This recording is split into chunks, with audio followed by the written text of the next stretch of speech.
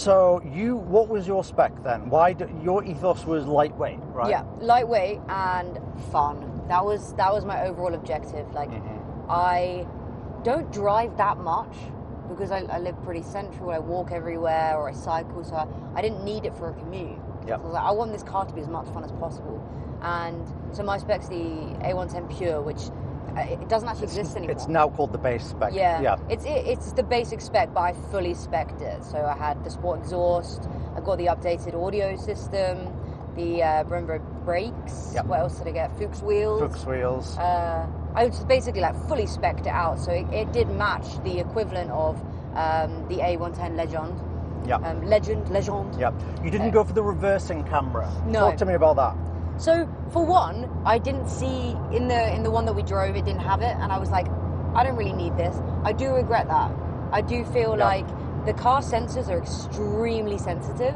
They're a bit crap, aren't they? They're awful, and when I'm reversing, it makes me think I've hit a wall, and then I'll get out of the car and I'm literally out of the parking space entirely. Yep. And because the bonnet's quite long, you can't see how close you are to something, so you end up parking really far away from something. So I think a reversing camera would have been good, but that was the only thing I basically didn't go for. I think that's the one thing I won over you. So the main thing that caught me with the Pure model is the seats are the bucket seats, and they are just the lightest thing, and they are screwed into place, so you can't move them at all. Obviously you can move them forward and back, but that's it.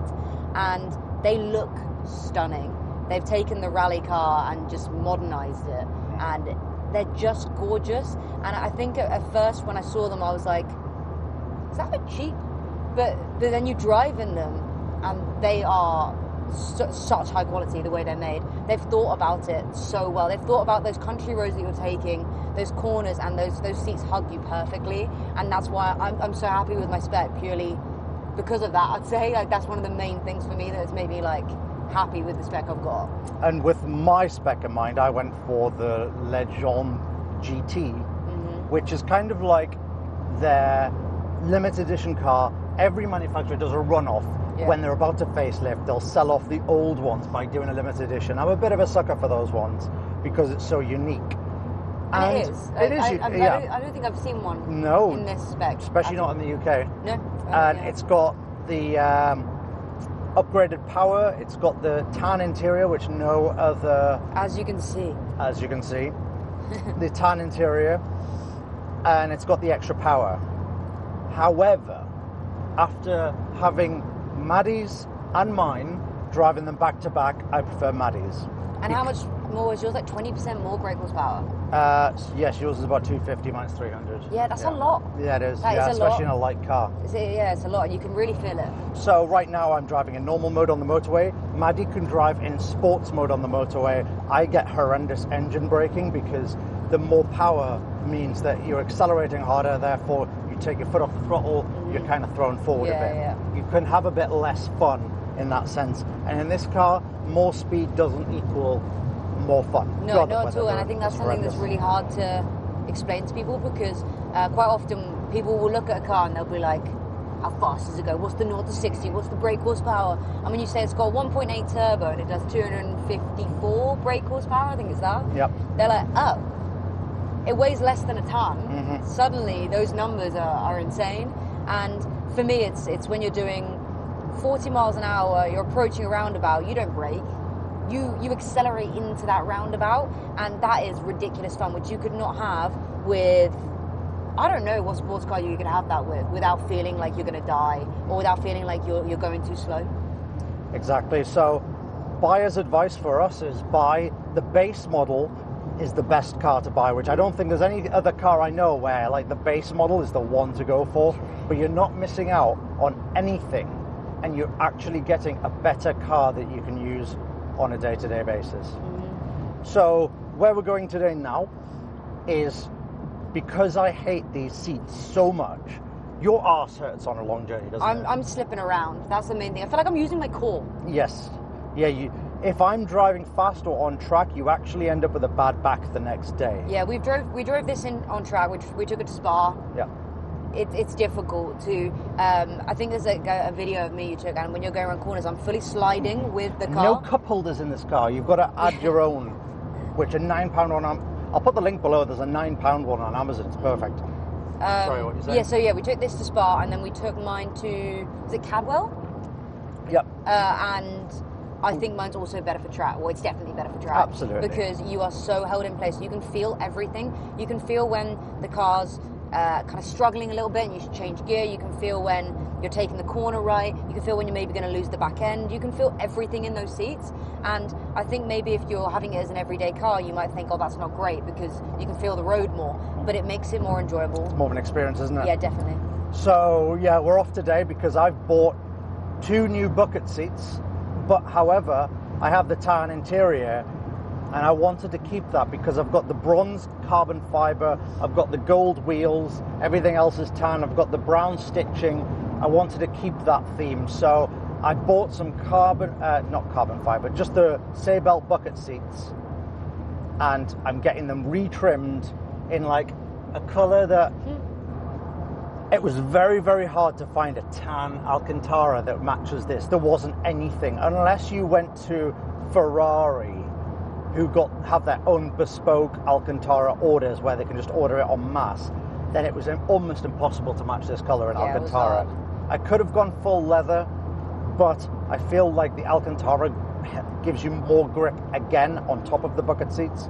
So I'm happier to go for this tan, which is darker. Honestly, I have no idea what it's going to look like, but we're on there now Gotta wait and see. We're going to pick up the seats, and the next time you see us in this car, hopefully, we'll have different seats.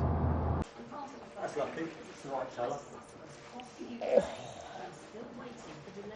Oh, damn. That looks incredible. They look great. And obviously we've got them. Yeah. You handed requested. As they've moved the buckles over. Oh, you smashed that. That's incredible. Amazing. Okay. Yeah. Oh, I'm so happy with that. Good. They're finally in there. The new seats are in the car. Go on. Well, Let's I've seen see them. What do you think of them? I'm obsessed. Yeah. They look ridiculous. Like, insane. So we'll put lots of B-roll over the top and they look insane. everyone can see them. I think my favourite thing about them is the look from the front of the car. Yeah. So go on, show when from the you're front. when you're like you park the car up. Finding a match for the Alcantara and the leather was a nightmare, wasn't it? I wanted tan. Now, if you come around here, this is the original colour in the door panels. Finding a match that would look like OEM was very, very difficult to do. Yeah. So I went around everywhere I possibly could to be able to find this colour.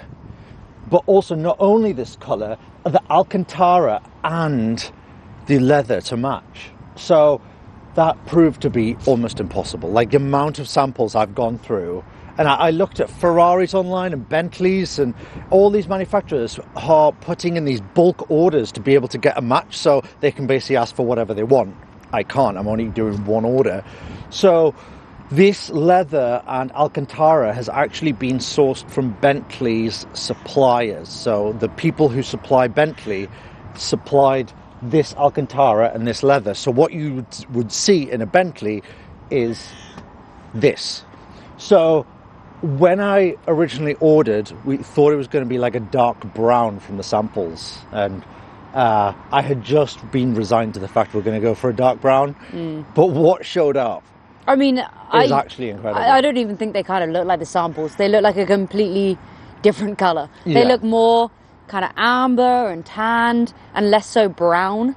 And I think that was so difficult to find, but in the flesh it looks fantastic and they match so perfectly. And I think that's a good lesson if anyone's getting their seats retrimmed, to not necessarily rely on the samples, but to look at what it looks like in an actual car. What I love as well, I had the option of just going black, but I've got bronze carbon fibre, which is unique to the Legend GT. So even if you order from factory today, you can't get bronze carbon fibre in an Alpine. So I wanted to keep going with that theme throughout it.